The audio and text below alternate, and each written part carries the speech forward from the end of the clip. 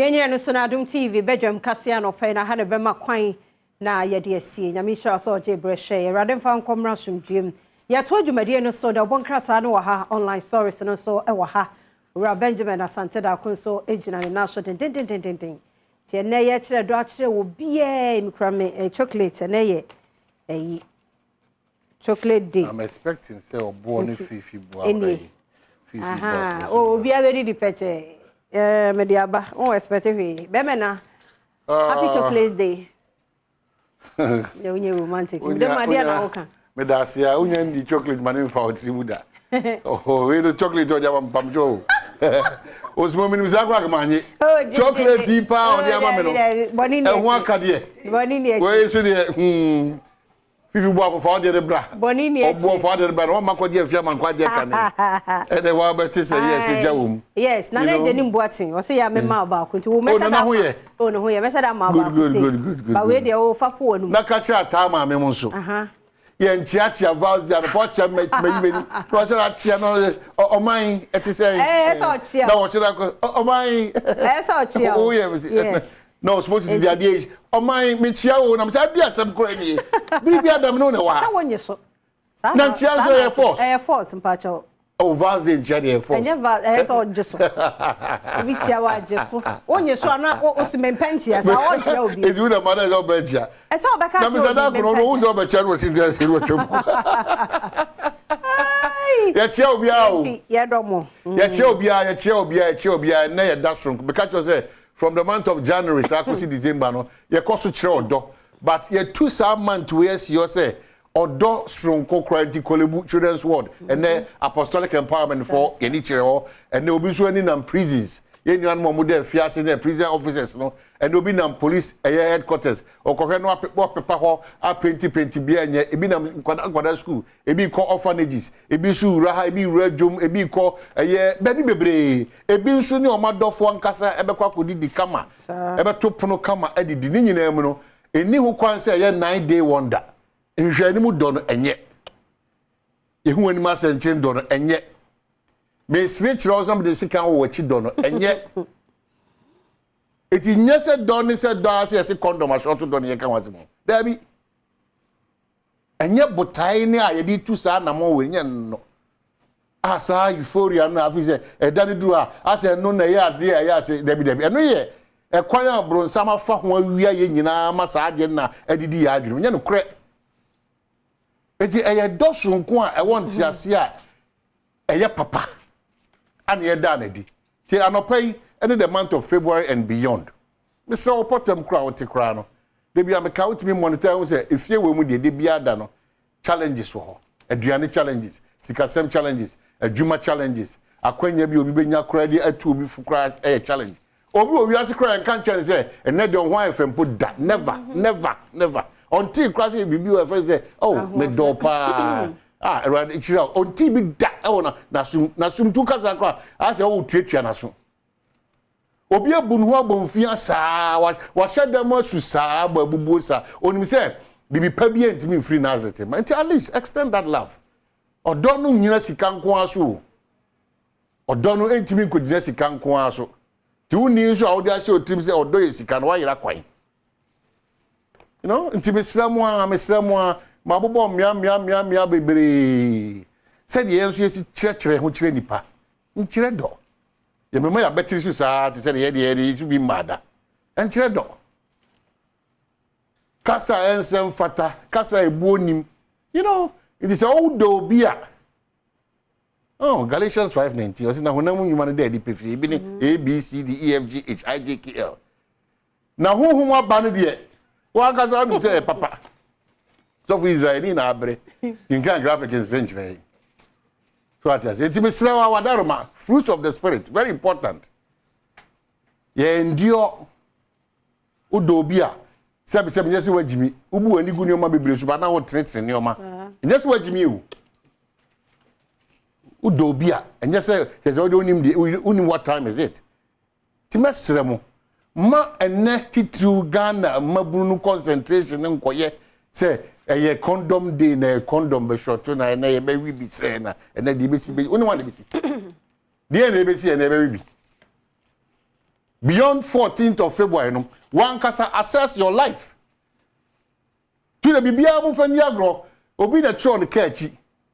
I was once like you one day be like me and the crab family glasses say me share amba na za won hye wo me share wo no me share say doctor say me nkoto nhye say em wa me share say we kusi say so na recommendations na say mafuna irando na timisraw ayese na wo ye say a ade be chewe se kontomire usa mmere wana ene nkokora na omo ka say esika de mamuntio na won hye dan pay attention obeduro ai eno me na ba ku bi a me yes o kumase na am say na unim kokomlem I say akomko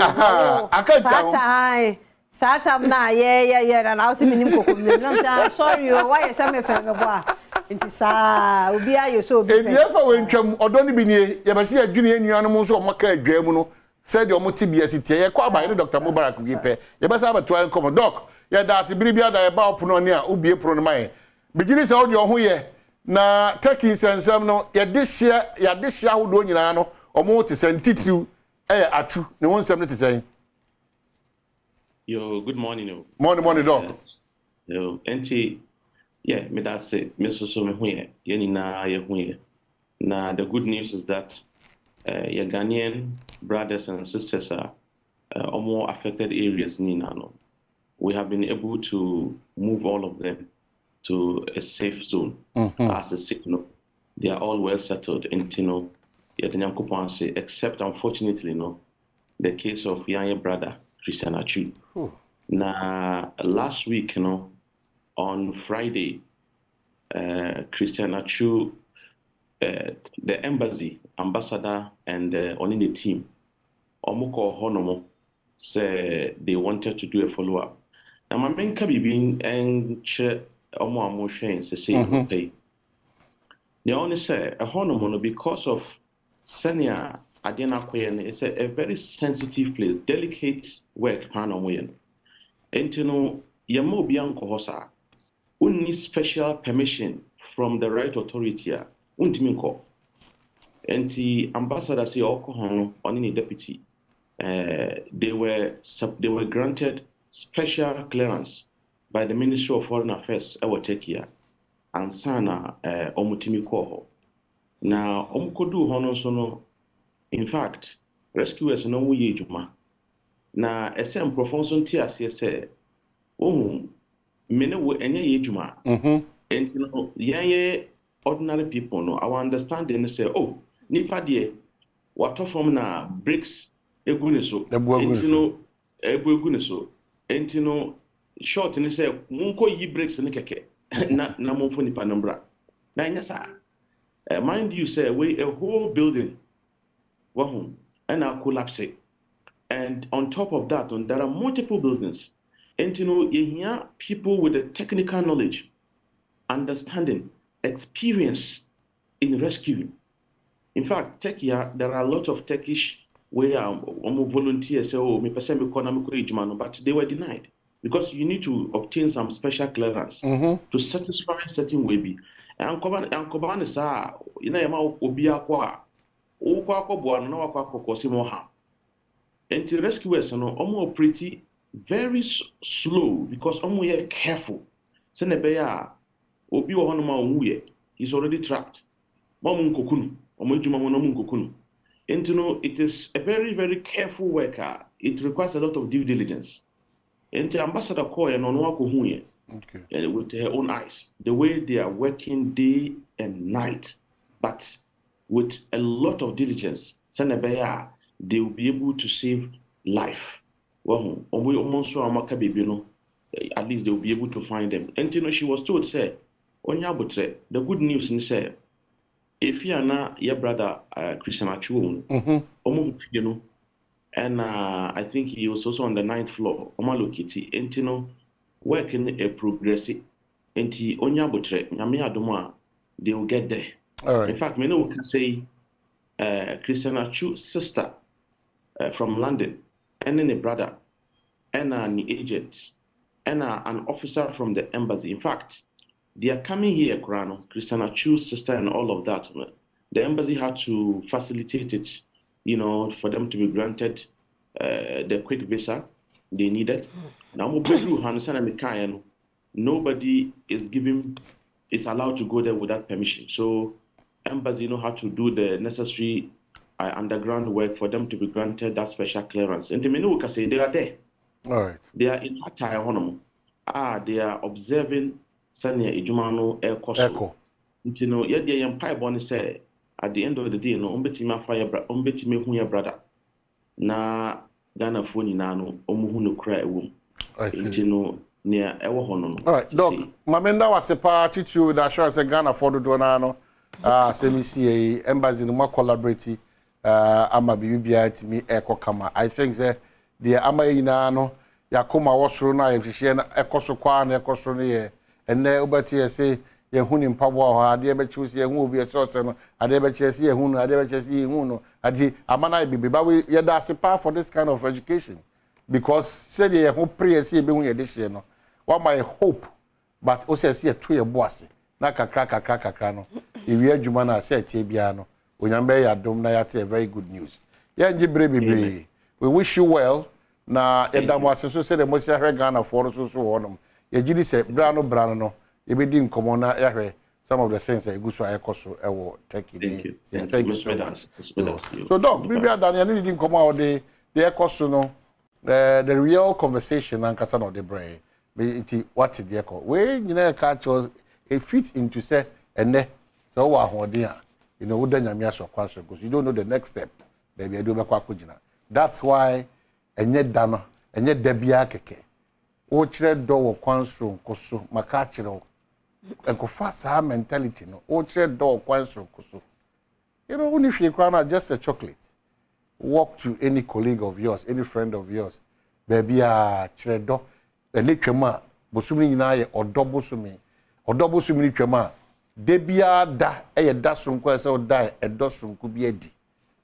So ati ase. Intimacy o Kenya ho bibia o ye wadwuma o ye Kenya ho fa do ne opepa ne akomapaye. Uhia unuan so a. Ye kranze afia. Yesi ye dodo ye ho no. Jani ye kue ho so. No na ehu no. Titi do ono ne fine pa. Se ho na ade ne wo no. Ono na eku. Because asiafo na Kristo si ono omo koba no. Se nya ba ko di sanse bone no. Nti di oben ho no kwa na bribia da ne jawo no. Mo se suro di oben wo. Di oben ho no. Ya wonwe so oben. Obetima ye no. Oh yes. Ono be poison ho no. Sa. Ono be kwakwa a kira sem poto. Sa. Me se anu akwa bena mi ntwo no. Enipa kraketwa 14 years. Uni obi na tie. Abna ba warfo a woni ma se mienu se miensa ese akura so ohu ma me na na buafu 14 years 14 years akwada abna huna no buafu kana no keke one day wa hwiase da gu lady yanim o kolebu 14 years enya da ye enya story physical 14 years akwada obi ordinate so ohu na buafu just like that na de ohu na buafu fine hwiegu na ho wa say lady tirimu amanema 14 years egune maami omo senya omo maami no then say wose ye ma psychologist for ne nkwada ne kasa wa di form again no manani ba kono de ekọ ba kono so hange ho ne hwene no plastic stage ho de nyina omo ye na mehwe sa 14 akwada yesi ye de no court hu woman no wa bu ahwe asam ko ya say ya ba fie because omo say da nya evidence no a say 14 years akwada oni obi abetena ono ntene bone se spirit be na woni mu o huna na ne buafu enti wo huna na buafu no watimi adwene ase na akora te sai kwabna mi ami hu ami minim ade kro na wo ni obi te watimi akoto ase da shaw ama abufuo na banti oba kama fefefa ware hwe ne ma young lady was say gay from ne ha from kwabna ni tiri hu na nimu bana no fo ase ha de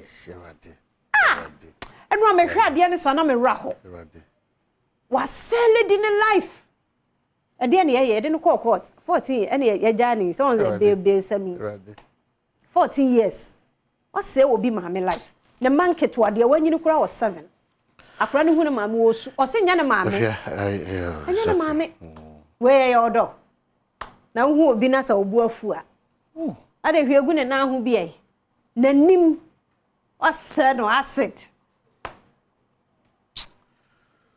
Mesremo. antina trade ampo nyina se is the most important thing. Meso okra de America ka bi o de say ono de ayina sanda kapo na. Da wo so. Na nso nim ne din. Ofanyinche. Anyways, this story na say me move. Oh, I be say kwabena no merwe hoy pa. Ya. Oma boka abusua na yes on bear plastics ya ye bia but still enye said yote uhu ne formal picture na uhu ne na asesa 14 years akoda 14 years enne eye wo de eye me de we betu and enne no eja ye nuanu mu bi oho ma be kire mo do wa ha kwabene na ya hwe o say ye hu little ones na wanyini so hu sa no hu susa no be hwe o mo do life no me ade no me didi nkomo ti yen twen ti no me chocolate na ba bebe o ti wo around no aba no aba mo bia me dia ti fo madara ma o de mo man fa na de me say the fiaman kwa ma chocolate hey sure we the tonoton.com we yeah about every man wants too much I say we me obi amra ewo o de be di na be hu akatua me na magi ade na me no me uza me ji wo set so ye ko